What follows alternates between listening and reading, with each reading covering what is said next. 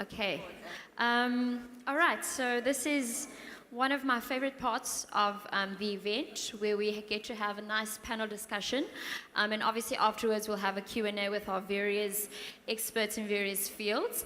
I will start with Mr. Martins over there, and everyone just introduce themselves, what they do, what their business is about, and yeah, then we'll take it from there. Thank you, Anastasia. Good day, everyone. Ninjani. I'm good. My name is Siphosethu Martins. I am a founder and a director of a company called S. Martins Agencies. We specialize with bookkeeping, accounting, taxation services. I work a lot with small businesses in the sense that I assist them in their bookkeeping, making sure that their companies are running properly. They've got, they are tax compliant when it comes to tax, because I know that that's the most crucial part when it comes to businesses, their financials. A lot of small businesses that I've worked with, they don't want to know and understand their finances, so I assist them in that regard. I also assist a lot of small businesses and agencies when it comes to trainings, group trainings, your small business skills, your basic accounting, your basic business skills as well. I am also a director in the Mandela Bay Fashion Week, a platform where we created for small designers that are around Nelson Mandela Bay. So yeah, that's Martins.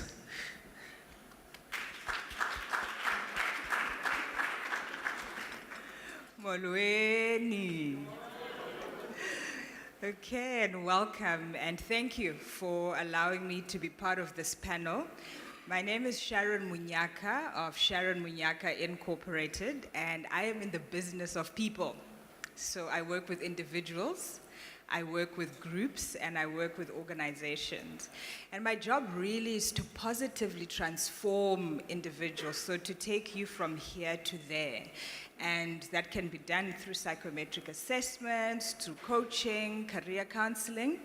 I also work with groups, so group facilitation, for example, your diversity and transformation work to say we don't know how to talk to one another in this organization, and I am your person who helps you to do that.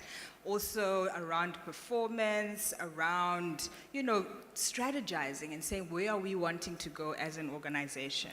And in working with organization, it's around the vision to help you to articulate what you want to be as an organization. So yeah, that's me.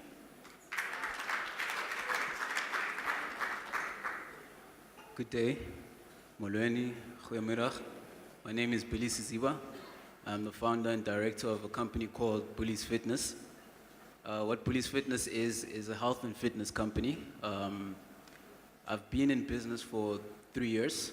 The business started as a clothing brand, and it wasn't until last year where I decided to branch out into what I'm passionate about, is fitness. And ever since starting then, we've made strides in the business. What started off as just a t-shirt company, a clothing company, has now transformed into a full-on health and fitness company, which we operate within the student niche. What we identified is that a lot of people have pre-assumptions about fitness, about nutrition, and we realized that we are in perfect position as a company to offer advice, offer education with regards to nutrition, with regards to the importance of staying healthy and keeping fit. Another thing I might be well known for is winning the pitch and polish leg of the Port Elizabeth leg, last year, which I then went on to come third overall in the country. Thanks.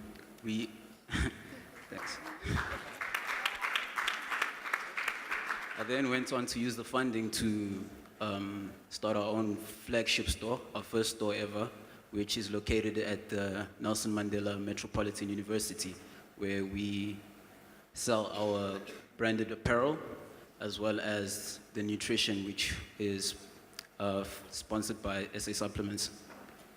And yeah, so I'm hoping to learn a lot today as a young entrepreneur, and very honored and privileged to be sitting here with this panel.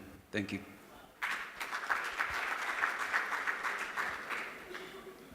Good afternoon, goeiemiddag, molweni. My name is Zanele Diniso. I am the owner of Periwinkle Home Executives. I am one of the top 40 under 40 for the year 2015. I am the finalist of the Regional Businesswomen Association in the Emerging Entrepreneur category. What my business does, we train, we do skills development to women that are home executives or would like to be home executives, also known as domestic workers.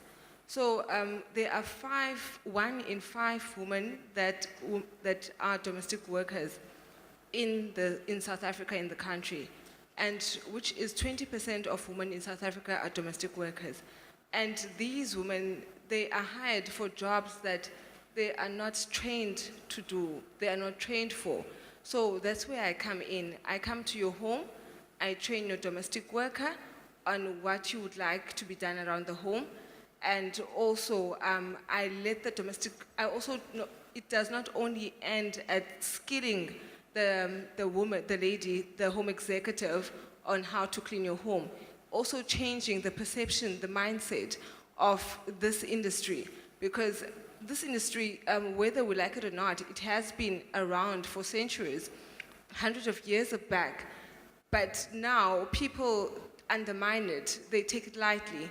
But it's adding so much value to the country, and it's adding so much value, like as a home executive, you are adding so much value to the home that you are assisting, that you are helping out. So I come in and train you on your work as a home executive, and also changing the perception of what you're doing so that you don't undermine the job that you're doing and see it as important, and that you, when as an individual, you're not adding value up or where you're working for, but also back home, because the money, the salary that you get, it is a salary that will help your children, your kids. And sitting here, I am a product of a domestic worker, so I see no reason why people should undermine it. Thank you. Thank you very much, Zanele. So how the process will work, we'll have a few questions here and there. There will be no answer in a specific form. If you feel that you want to answer, just signal for the mic. And yeah, as easy as that. I have a question. I actually have a few questions that I penned down, but I'll also go with a little bit of a flow. What made you get into business? What made you want to be an entrepreneur? Do you feel you were born with it? Did you get fired a couple of times and realized, the whole employment thing is not working for you? How did that whole journey start as an entrepreneur? I like the quote that says, change rarely happens until the pain of staying the same becomes too much. So all of us have that restlessness that bites us, and we say, this can't be it. This is not how the story ends. And the time I started, I was traveling, hectic traveling, every single week with a baby, with my laptop, different cities, and it was tough. It was tough for our family. My husband wasn't able to see the growth of the baby because I was breastfeeding. So I would take our daughter with me. And so I realized very quickly that this is not how it's going to be. I want to create options for myself. I want to have the opportunity to choose where and when I work. And that was enough. So the pain of staying the same became too much, and I decided to make a shift and find that which makes sense for me and what I love. And that's why I started. I think that deserves a round of applause, everyone. I think for me, I wouldn't say I was born to be an entrepreneur or something like that. I think the first time that I got the idea that I want to become a business person and focus more onto accounting, I think I was doing grade 11 or something. I was sitting at home watching a TV show about small business guys that are doing good for themselves. This guy had only matric and a computer course, and he had an accounting firm. And then I was like, how? How did he do it? Looking at his strategy and the way that he did, and he set all his business, was that he started his firm, had no experience. He hired all the guys that had got experience. He hired a bookkeeper, and then his main job was to acquire and get clients. Also, if you look at my way and also how I started my business, I was still in varsity. I was doing my final year in internal auditing. And I had a part-time job. I was an assistant manager in a backpacker lodge. But I felt that it's too much because I couldn't focus really on my studies and I couldn't do exactly what I want to do. And I felt that I'm not connected with what I was doing at the time. So I started my company. I took the same strategy, but I didn't hire the guys because I didn't have money to hire the guys. I work on a consultative basis whereby I had an accountant that I was consulting with, I had a tax practitioner that I was consulting with, I had all these guys that have got expertise in all these fields. And my job as an entrepreneur, since I thought to myself that I'm a business person, was to acquire and get new business, and then I work with all these guys. So with me, I think I was sort of inspired by seeing someone doing something great, and I felt that, look, I can also do this, so why not try it out? So I think that's where I'm coming from.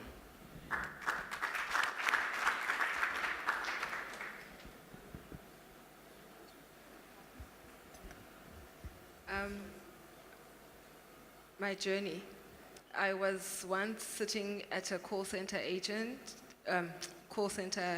environment. I was a call center agent, and I used to wake up every day going to that place, picking up phones, resolving questions.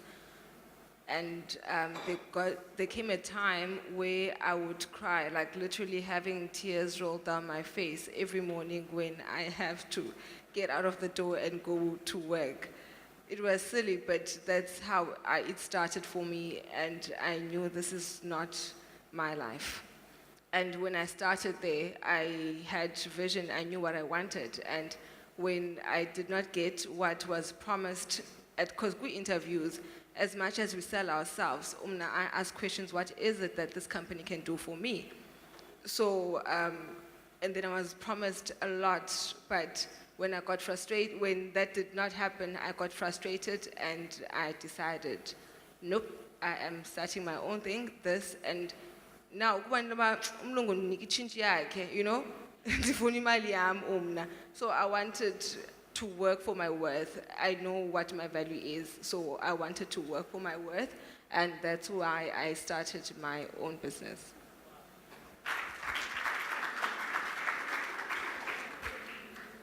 Okay, for me, I think ever since I was in primary school, whenever someone would ask me, what do you want to be when you grow up, I would always say a businessman.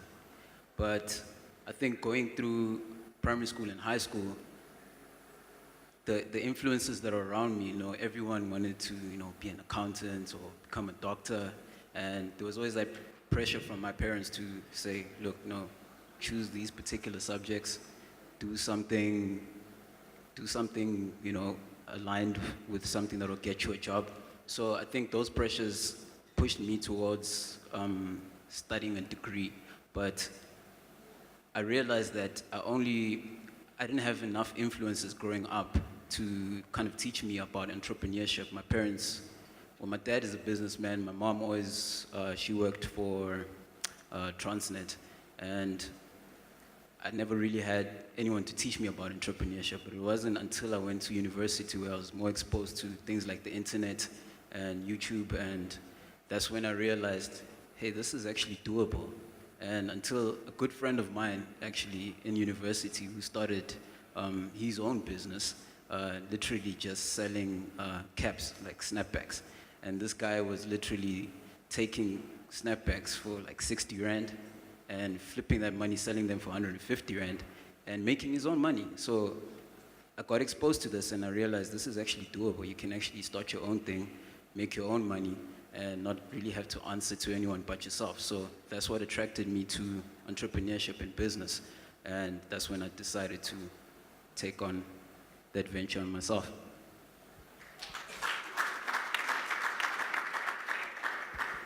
Thank you so much, guys. I was raised by my great-grandparents and my grandparents. So, and my great-grandmom, she was the family's big businesswoman. We had a big family shop, and I used to, help her around after school and on weekends. And with my pocket money, I buy these big packets of chips, and then I go resell them at school. And I think that's where the entrepreneurial bug bit me. And then when I got into the working world, you kind of get distracted because you get medical aid, you get provident fund, you get pension, and you have money in your account every month, so you're sure to pay your bills. And so I went along. But I always, in the back of my mind, I always said, one day I'll be an entrepreneur, but just keep on procrastinating until I worked for one of the most interesting people I've ever met. I've never met someone as difficult as yet. Even when you want to go on lunchtime, you get a speech of your life, and that actually made me realize. So I want to say thank you to him for making life miserable so that I can make it unmiserable for myself and live it on my terms. Now, when it comes to business life and entrepreneurship, what would you say was your biggest struggle? Did you overcome it? And if you did, how?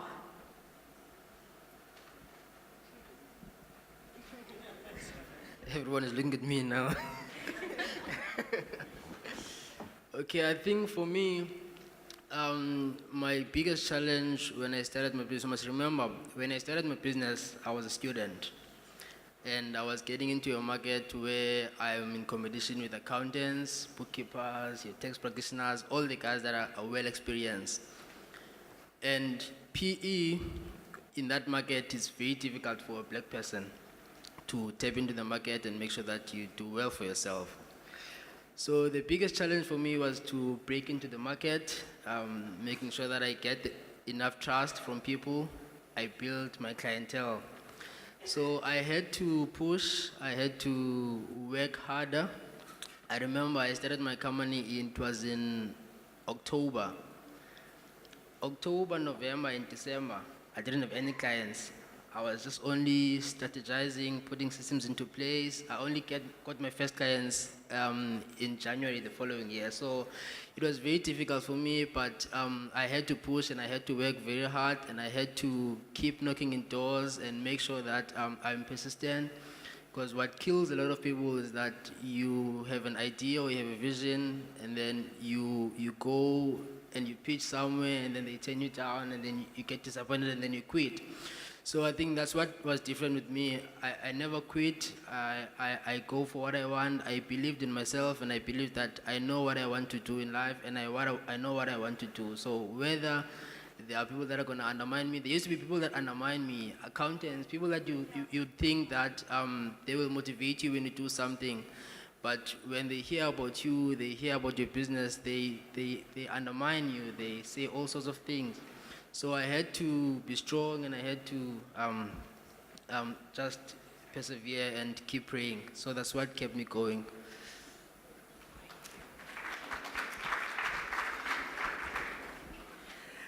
So for me, fear was a big challenge. False evidence appearing real. Yeah? So am I old enough to do this? Can I just work a little bit more and be secure in my job? I'm a woman. Will I be able to do it? I'm a black woman. Will I be able to do it? And then I realized actually I am the brand. I have to believe in myself first before anybody else can believe in me. If I am confident in the work that I am doing, then anybody else will believe it. So I had to work with me first. I needed to become more self-aware. I needed to do constant work of saying, what are you offering? What is the service, and why do you become the preferred provider over anybody else? So when my mental state changed, I saw the results. I started believing that I can do this. I've got this. No one is going to say, yeah, now it's time, go. I needed to believe that now it's the time. I can do this and I'm ready. So what would I do if I was not afraid? That's been my guiding question.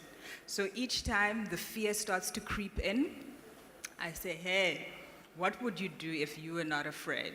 And, the journey continues.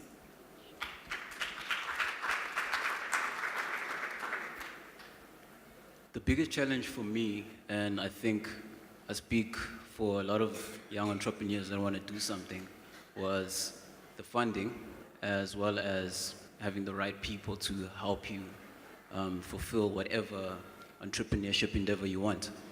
Now, what I realize is those things are just resources, right? Now, what you realize with entrepreneurship is you can always complain about, okay, I don't have money and I don't have people. But what I found is most important along the journey is that you become resourceful. What does that mean? It means looking around you, looking at what you have, working with what you have, and whatever skills that you have in order to build your own capital and fund your own business. Now for me, I didn't have any funders like starting up. When I started my own clothing brand, literally, if I can give you an example, at school, okay, I study architecture, right? They teach us a lot of computer programs that you can use to create your own graphics, and pretty much that led me to start doing business cards for people, start designing what you call graphics for their t-shirts, and literally that only required my time and my knowledge on how to use those programs. And people would come to me wanting business cards, and I'll charge them whatever the market value at the time was, I think 500 Rand, and I'd accumulate and save that money until it was enough for me to invest into my own company. So literally being able to become more resourceful has allowed me to overcome that challenge of not having the resources. So that's one lesson that I can take from that challenge.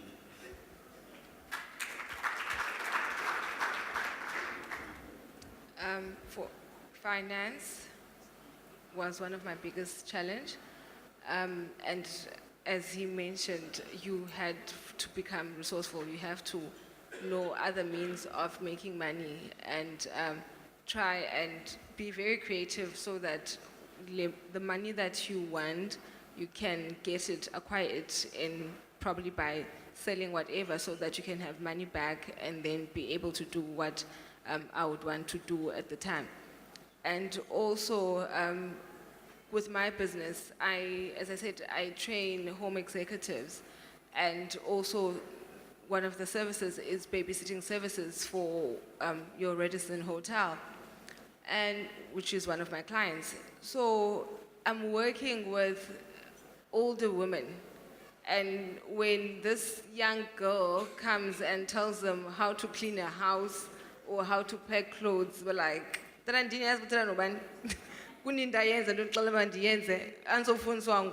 know, like then so it's challenge is that they don't understand that now this needs to be done, the standard needs to go a notch higher. So at some point I even had my mom, my late mom, helping me in. When it comes to training, I would ask her to come and do the trainings, and because they look at me like, I don't know. And I would have modules and everything.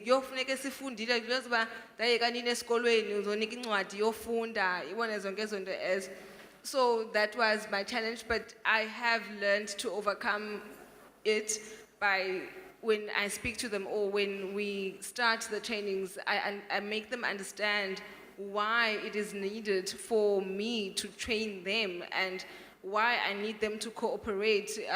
Where are we going by doing this? So it's basically to work with someone who's older than you and making them understand that you can't do this and they can do it properly if they just give you the chance to listen to you and work together.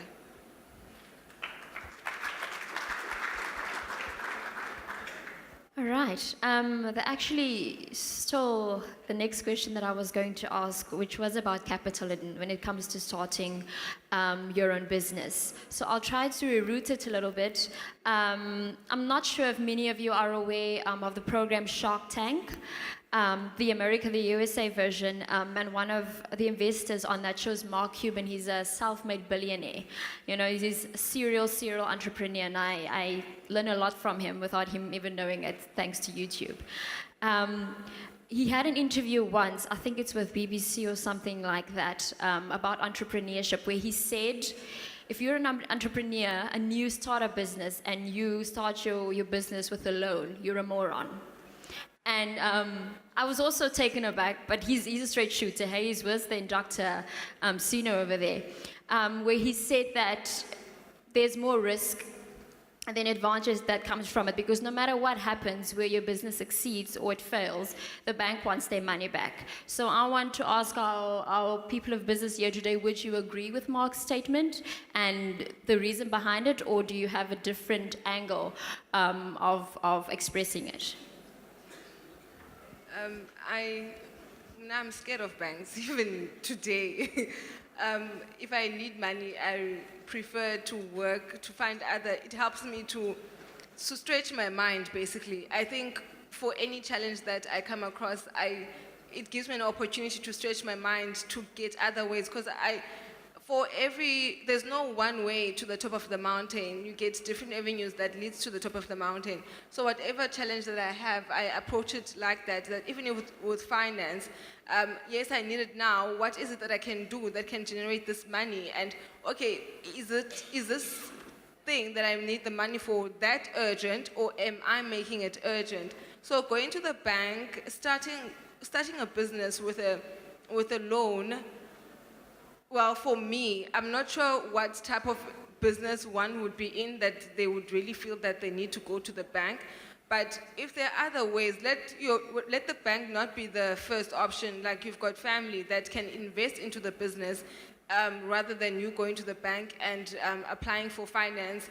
And then if something happens, if then it doesn't work out as planned, as Mark Cuban says, the bank will want their money. They don't care what you thought and all these things. So rather have a safe net and just speak to friends or family that can invest in the business, and then you work.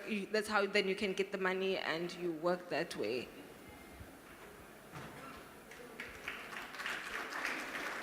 Thank you, Zanele.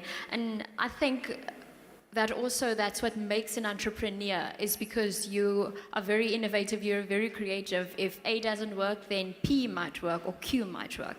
And that's one of the perks of being an entrepreneur.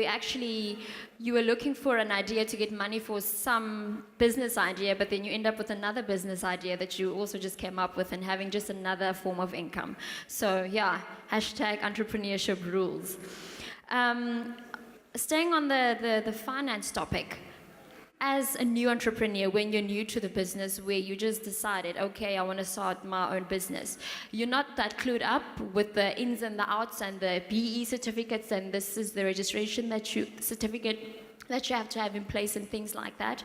So even when it comes to the financial side, how do you know, or how can you calculate how much you would need as someone that knows almost nothing? This is all new to you.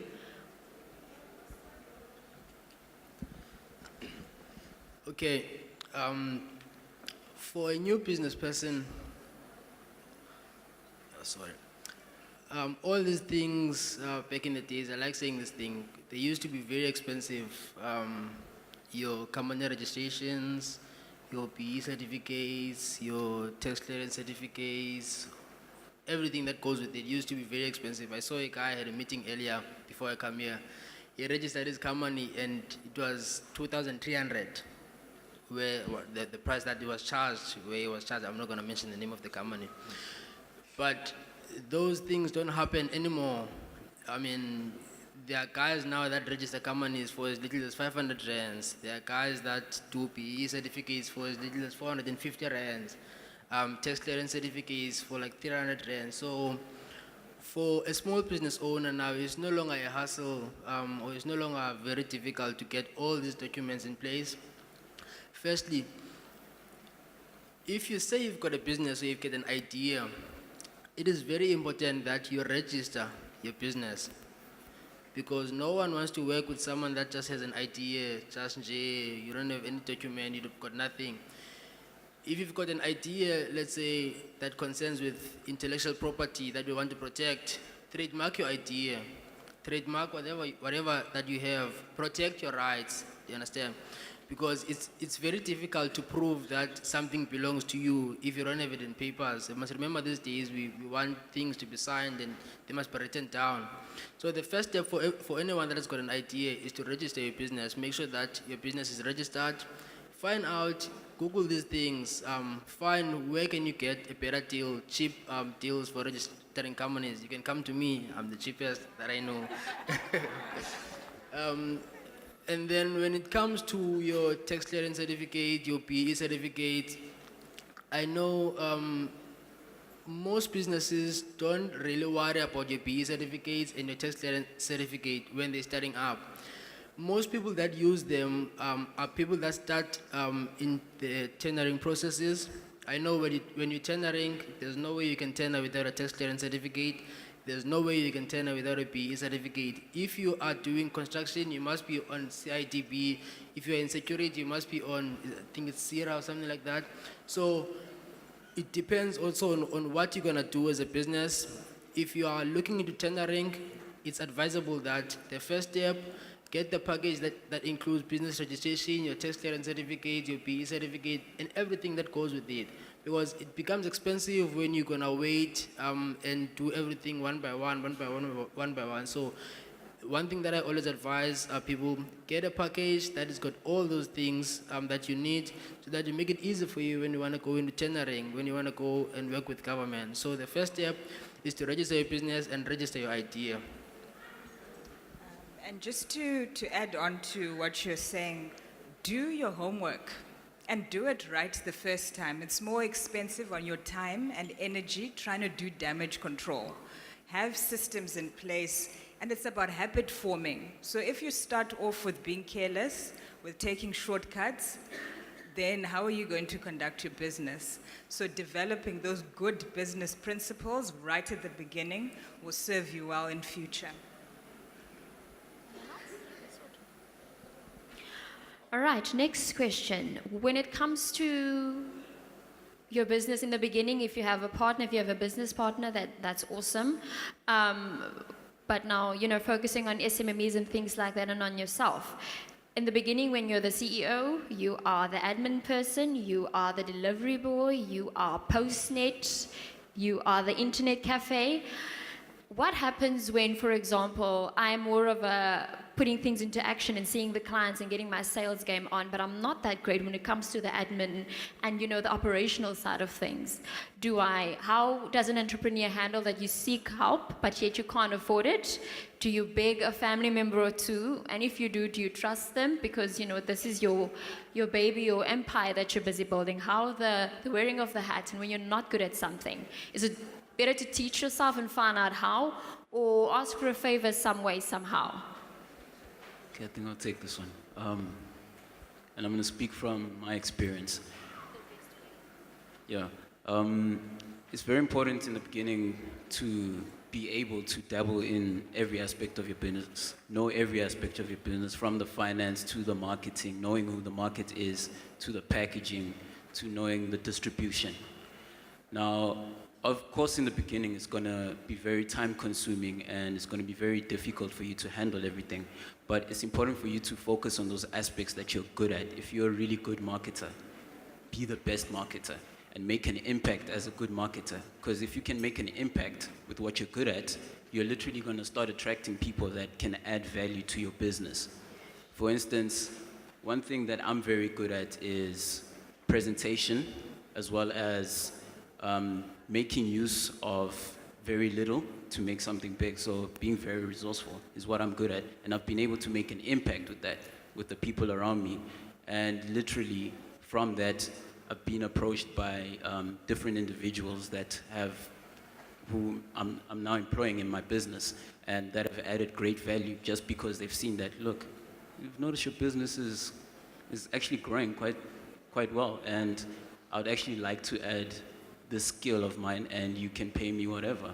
So literally, you have to have a little bit of faith in the process, but just focus on what you're good at. In addition to that, so I agree 100%, I think it's important to trust in the goodness of humanity. We often think we have to rely on ourselves. Yet you'll be surprised at how much people are willing to help you if you say, I need help. Also, old age barter trade. I can do this, and you can offer me a particular service. So that helped me in the beginning, where I said, I have this skill. I don't really know much about finance. Can you help me to upskill myself in that regard? And that worked. So not everything is about money. It's about your creativity and your curiosity of putting yourself out there, meeting new people, and saying, you know what, I need help. And some people are willing to even help you for free. So trust in the goodness of others.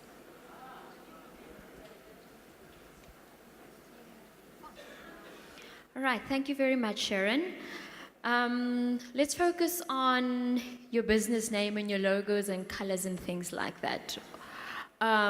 Would you say it's important, and why? And how do you pick a good name? Is it because I'm Nastasha and obviously it's Nastasha All Holdings because I am my brand and it's, you know, it's my idea behind it? Then there's Vodacom, and then there is Bacadelos, for example. Does the name matter? Does the idea behind the name matter? What would you say?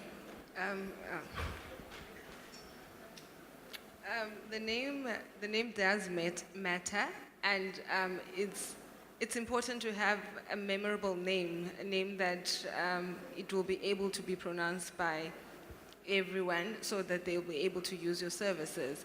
You don't want a client mistaking your business, your name, going for another business. They wanted to use you, but because your name is similar or they can't pronounce it, and then there's another one that they rather choose the other one. So it helps.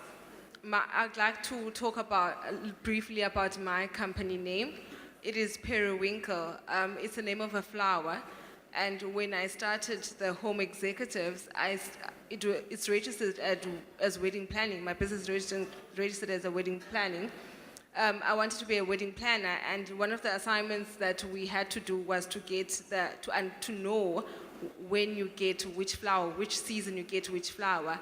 And I liked Periwinkle because it symbolizes sweet memories and its attributes. It's a flower that is available throughout the year, which is a service that I would like to provide, a service that I am providing, which is available throughout the year.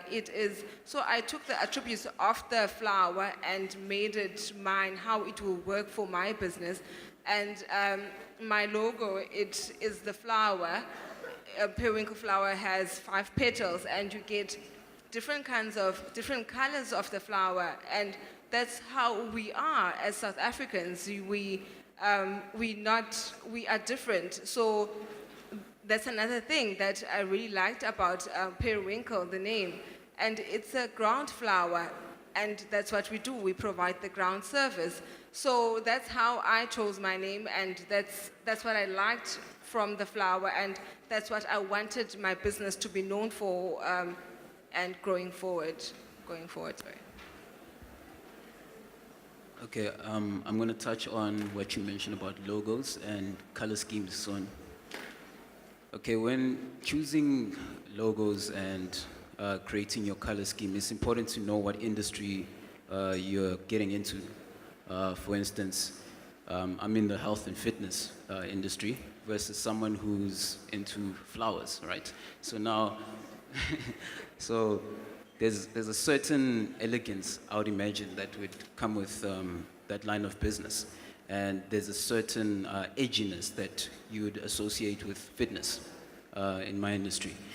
So how I went about creating my logo was creating something iconic, simple, easily identifiable by anyone looking for my brand of clothing. The name Bullyz, I mean, when you think about it, it's already controversial. It's already like Bullyz, like, you know, it raises that question. Now, I had to have a story behind that, that name. It's actually it's an acronym that stands for Breaking Up Limits, Living Your Dreams. The Z part being a play on the Z when you're sleeping. Zzz. So that's kind of something that your market gets to interact with and identify with. And an importance with the color scheme is that you need to stick to a certain color scheme. For instance, you saw earlier Tender Point, which was a presentation on procurement earlier. He stuck to the color schemes of yellow. Now, in the building industry, they wear yellow hard hats. It's either yellow or white, or I actually can't think of any other color, but those are the two main color schemes. And it's appropriate to his business because that's the construction industry, and that's the line of business he's in. So make sure you're consistent with the color scheme so that people don't get confused and maybe walk past your brand. The next time, you know, you've got turquoise and then you've got red. So be consistent. Okay. So it also depends on the type of business. So I'm an industrial psychologist, and legally I have to use my name for my business. So I can't, you know, use something flowery or catchy because ethically it needs to align with my profession. In terms of the colors, again, keep it simple, keep it memorable, something that connects to the whole value of what you're trying to build. So for me, it's that circle representing continuity. You know, and the equality that I'm trying to bring within the work that I do. So it has to have meaning.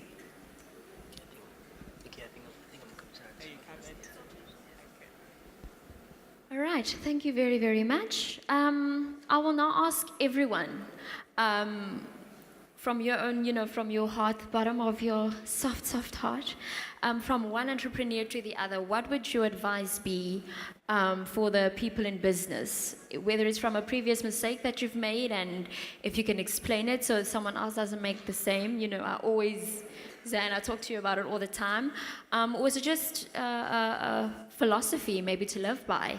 Because it's also about, you know, the person and not the business, because the person is actually the business. So your word of advice to your fellow entrepreneurs out there. Okay, thanks. I'm going to be blunt about this. Banbagut. Ndicela siyekeni singabantu bamnyama ukulindela yonke into is free. I want us as young people or black people to stop expecting everything for free, whether from government, whether from anyone. You need to stop being excited when you're going to get something for free. You need to have a problem with that. You need to work for what you want. You need to make sure that you work very hard for everything that you want. Let's stop expecting to get handouts. If you've got an idea, you've got a business, work your business. Work it very hard until you get what you want. Let's stop expecting everything for free and work our businesses and make sure that they succeed. Also, if you're a small business owner or you are in business and you are experienced, get people that you're going to mentor, get people that you're going to coach. As young people as well, get people that you look up to. For me, in my sector, I had to get accountants that I look up to. I had to get facilitators, moderators, assessors that I look up to so that I can learn from them. It's your responsibility. Don't say government doesn't work. Don't say whatever doesn't work. It's your responsibility. The resources are there. The internet is there. Research all these things and you will get them. Thank you.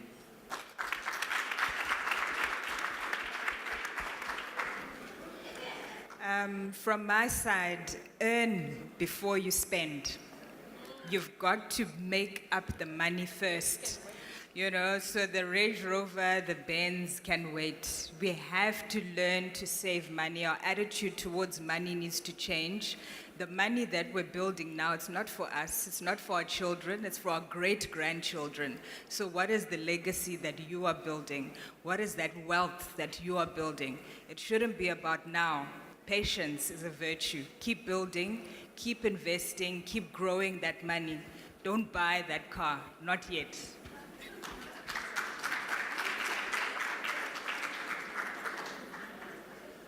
Okay, I've got 2 words of advice. The first one being, don't be afraid to start. I think in this country, there's no better time. There hasn't been a better time to start a company than now. There's so many opportunities. So whatever that idea is in your head, don't be afraid, just go for it, and the support will come along the way. The second part is, don't stop learning. I think for me, every day, I'm learning something new. So you gotta humble yourself, don't think you know it all, and fill your mind with new information every day. The world is changing.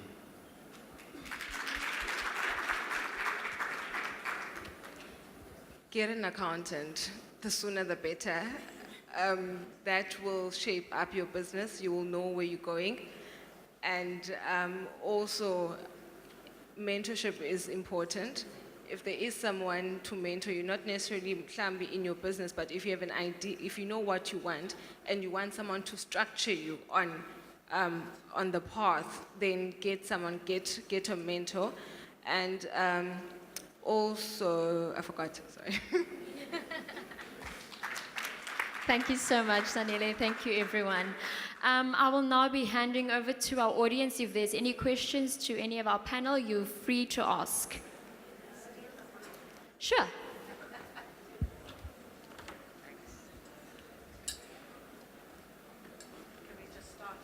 All right.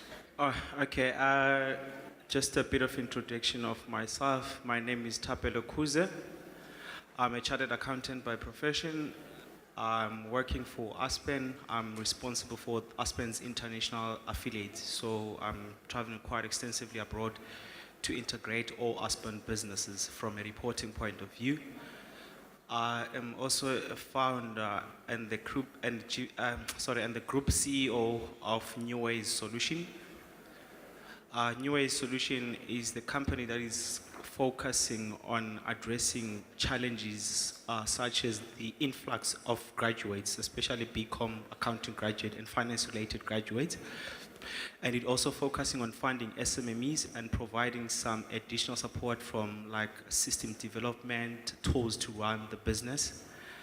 And one of the other company, because the group of companies is New Age Solution Technologies, which is focusing on coming up with innovative technologies to help businesses, to run business in a smooth way, instead of focusing more on the admin. That's me in a nutshell. My question is, I've got a lot of questions for you guys, especially around Nelson Mandela Bay. Why are we so behind in terms of education in Nelson Mandela Bay, in terms of job creation, in terms of the quality of our entrepreneurs, in terms of why are we not utilizing the infrastructure that we have, the potential that we have here at Nelson Mandela Bay? Plus, we are named after the most great person on earth, Nelson Mandela. Why are we not fulfilling? Why are we not the best city in the country? What is missing? Are we lacking visionary thinkers or visionary business people? What is it that is lacking? What can be done? Who must do what and when for us to move in all areas to be above and to be the great city in the world or in Nelson Mandela Bay? What is it that is missing? What needs to be done? Thank you. Sure. Who will answer that question?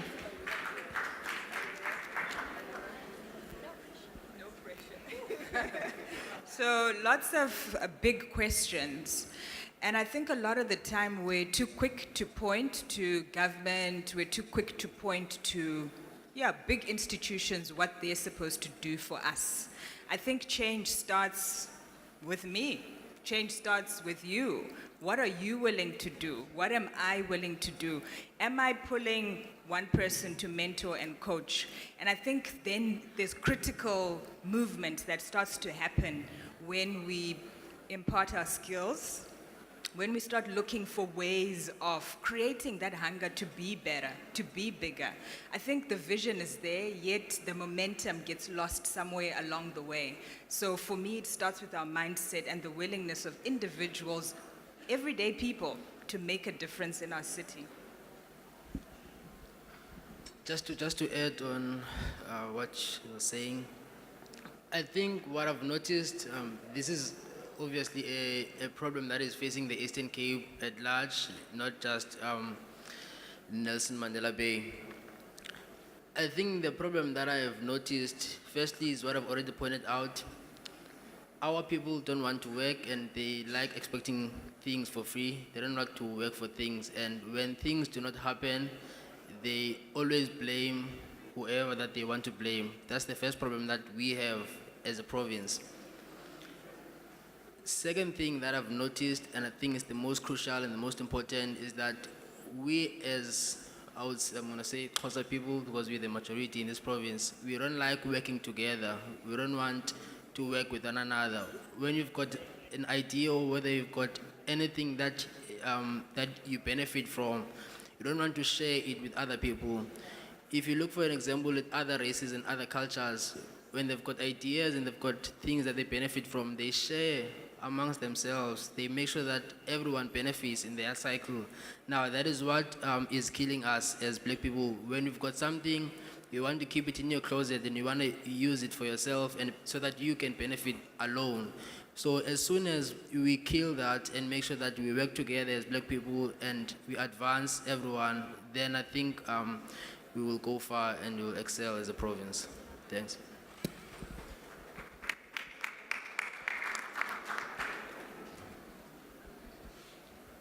Okay, one thing I've realized, because I'm from Joburg, and Joburg, as you know, is it's the hustle and it's the buzz. And I came down to Port Elizabeth to study here. And one thing I can say is that entrepreneurship is contagious. I think for the fact that in Joburg, literally, you can look to the person on your left and he's probably started a business. It becomes a matter of influencing me to start my own business, just like I was influenced to start my own business here in PE. I think it begins with each individual. It begins with you actually starting something and being able to be consistent in that so that you can influence the next person. So I think that if the state of the province is going to change, it's going to have to start with you as an individual, doing what you can in your capacity and influencing the next person to change the culture. And to add, don't limit yourself. Do not limit yourself. Limitation is the killer of it all. If you want to do something, you don't know how to do it, ask. There are people that can assist. So I think that's why we don't progress to the level that we should, because we're scared. We limit ourselves, we think that we can't, and we run our businesses so that we can get by today. But if you have a bigger picture of what it is that you want from this business, then that will help you to grow and not to just get by. And that's another thing that kills our businesses, is that we want to get by. If I can get a profit, and then with that profit, we don't have bread, then I take that profit and go buy those things. That's why I said you must have an accountant. The accountant will assist you and he will be strict with you so that you can grow your business. So do not limit yourself, black child. You can.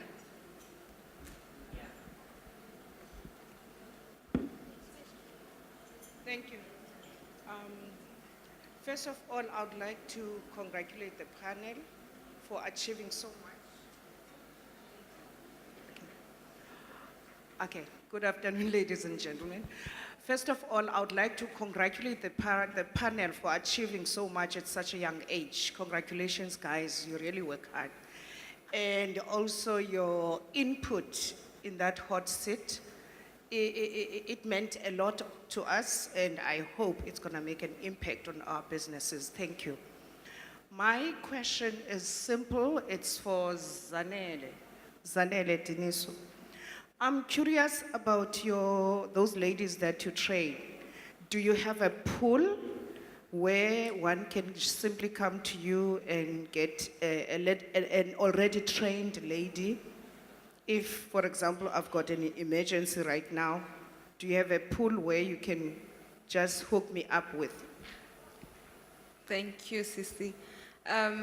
Yes, I do have a pool. I do have a database of already trained ladies. I get my ladies from locally. I go outside PE in the rural areas to recruit. I make placements nationally on trained ladies, and my contact number is 073 542 3800. I'm also available on WhatsApp, and my office number is 041 3999 506. If you don't get hold of me, drop a message. I do respond to messages.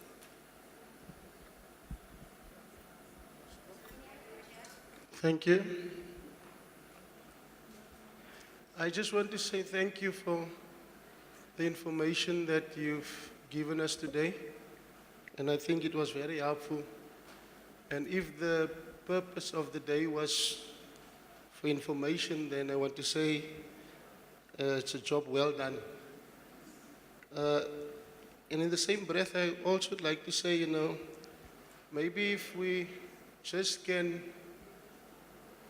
maybe give more information in terms of questions like, or information around SMEs, what is the trade? Is it clothing, is it construction? And what specific opportunities is there in bigger companies, or maybe funding opportunities too?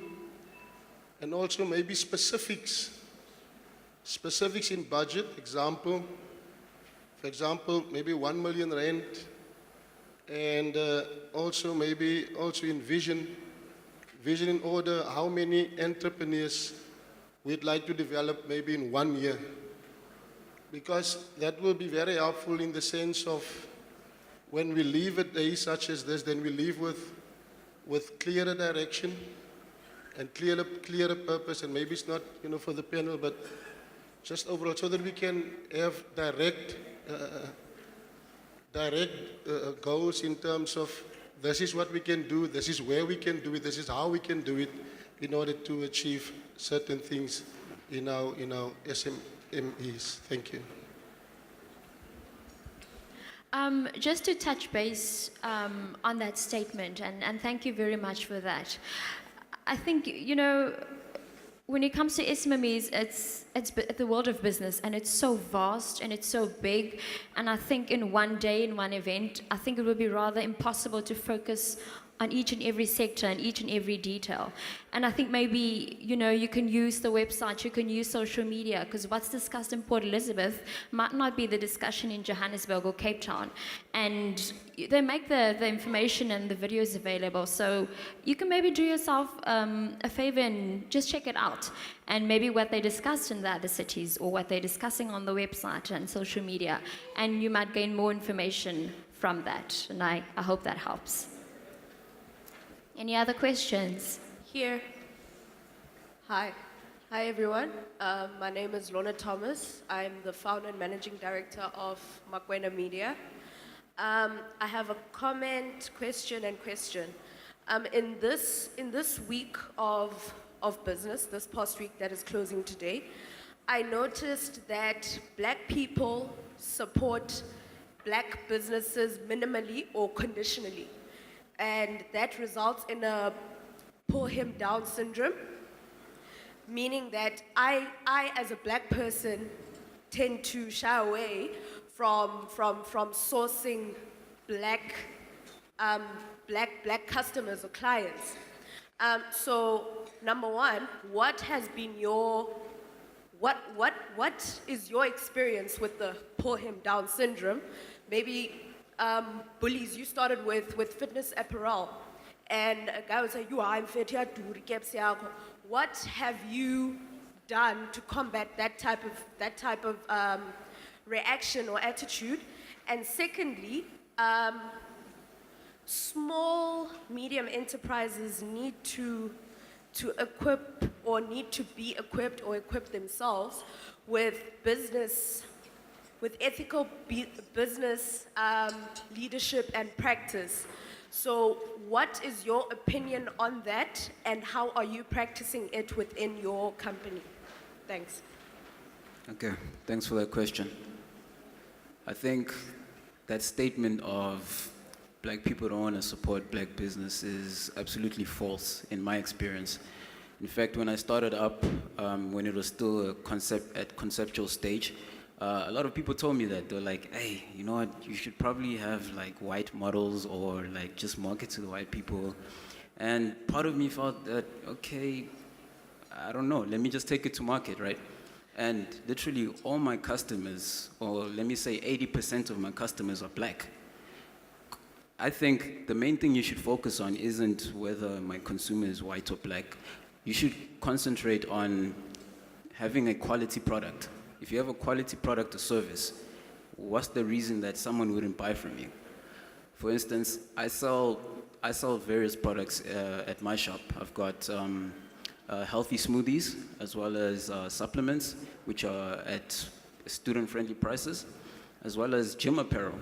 And it's conveniently there for them to buy from me. Now, why would they rather spend more going elsewhere, going far, going to Green Acres or going to Bay West to buy the same products at more expensive costs, and rather save money and buy from me because I'm convenient? The fact that I'm conveniently there and it's a quality product, I'm actually going to retain those consumers. So I think just focus on having a quality product and service, and you're going to get buyers either way. Now, I can't remember the second part of your question, so if you could repeat that. Ethical practices, business leadership. Just to respond to the first part of your question around the black people. So I've experienced it several times. And I've been intentional in actively trying to use people that look like me because I know the struggles. However, some of our colleagues do not have a good work ethic. We don't want to work hard. We don't want to produce quality work. We don't want to come to the party. We see good products. So let's say white businesses that are working well, they didn't just wake up like that. Lots of hard work went into it. So for anything that is going to work well, we have to do the work. So what I have started doing, if I'm not happy with your service, I will give you feedback. I think a lot of the time it's that loop where we go and we gossip or we just avoid going back to that person, and they don't get feedback. So they don't know that they actually have lettuce in their teeth. So they're busy walking around smiling with this big piece of lettuce. And actually what someone needs is the feedback to say, you know, when you promised you'd deliver something on this day, I need you to step up and deliver. When I expect a certain quality, I need you to deliver at that quality. And just because I'm black doesn't mean I want inferior service. My quality has got to be consistent because consistency is the mark of a champion. So whichever space you find yourself in, you have to do well. So yeah, one has to be intentional. And in terms of the ethical practices, same thing. You have to say, I want to do my business honestly and practice it. You have to be intentional because you are going to meet people who are going to say, can't you just? No. Rather lose customers, but remain consistent. Is there one more question? All right. And she's just walking with the mic right there. Hello? Hello, over here. Okay. Here I am. Hello. Okay, greetings to the floor at large and to the panel. My name is Babalo Mteke. I'm from a movement called SMME, which consists of creatives that reside in the Nelson Mandela Bay area, ranging from your graphic designers to your web designers. My question is directed to Bullyz. Bullyz, how mentally challenging was it reinventing your company or your brand by making the transition from selling like clothing merchandise and going into fitness? Thanks for the question. For me, it wasn't really mentally challenging at all. Going into fitness, it was something that resonated with me. And I think this is where it comes from when they say, do something that you're passionate about. Had I gone into any other line of business, it probably wouldn't be me, and you'd be able to tell that this guy is not really about that. But because I live that lifestyle, I live the fitness lifestyle, people were easily able to buy into me as an entrepreneur and buy into my product. the only challenge I'd say would be, it was the first time I was branching out alone because I started off with a partner. We started the company, and the name was just Bullyz. It was a clothing brand at the time in 2014, but it was very undefined. And we kind of wanted to niche into extreme sports, but neither one of us was into skating or like BMXing or any of those extreme sports. And people could tell that, look, you guys don't even skate. How can you sell this to us, you know? And that's when I realized is, look, I need to pivot. I need to do something that's actually me. And that's when I decided to go into fitness, because that's the one thing that I live. So yeah, thanks. Do we have time for another question, Bev, or we... Cut time. It's klar. Finished. How am I doing?